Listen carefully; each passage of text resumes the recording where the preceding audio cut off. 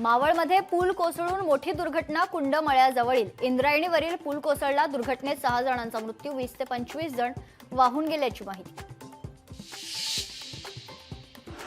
रश्मी ठाकरेंचा पडद्यामागून हस्तक्षेप होता. आदित्य ठाकरेंना मंत्रिपद दिलं. शिवसैनिकांना पटलं नाही, भरत गोगावलेंचा आरोप.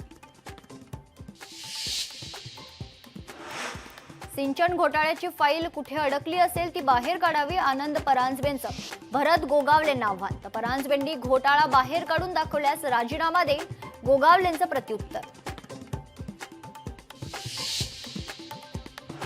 हेलिकॉप्टरने शेतात जाणारा घरगडी व्हायला आवडेल. शाखा प्रमुखांच्या बैठकीत उद्धव ठाकरेंचा शिंदेंना टोला. लोकशाही मराठीला सूत्रांची माहिती.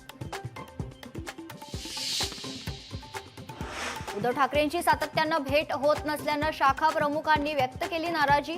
तर यापुढे दर महिन्याला बैठक घेणार असल्याचं ठाकरेंकडून पदाधिकाऱ्यांना आश्वासन.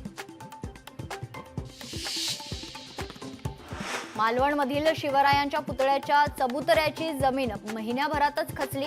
जमीन खचल्याने भगदाड पडलं.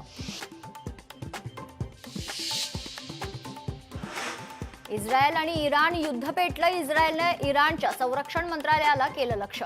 इराणमधील अनेक मोठे ऑइल डेपो, गॅस रिफायनरी उद्ध्वस्त. इराणवरील हल्ल्याशी आमचे काही देणं घेणं नाही, पण जर आमच्यावर हल्ला झाला तर US आर्मी पूर्ण ताकदीनं युद्धात उतरेल, डोनाल्ड ट्रम्प यांचा इशारा. केदारनाथमध्ये हेलिकॉप्टर कोसळून 7 जणांचा मृत्यू. मृतांमध्ये महाराष्ट्रातल्या यवतमाळच्या जयस्वाल कुटुंबातील 3घांचा समावेश. उपमुख्यमंत्री एकनाथ शिंदेंनी ट्विट करत वाहिली मृतांना आदरांजली. अहमदाबाद विमान दुर्घटनेतील 32 मृतदेहांची ओळख पटली. आतापर्यंत 14 मृतदेह नातेवाईकांना सोपवले. डॉक्टर पटेल यांची माहिती.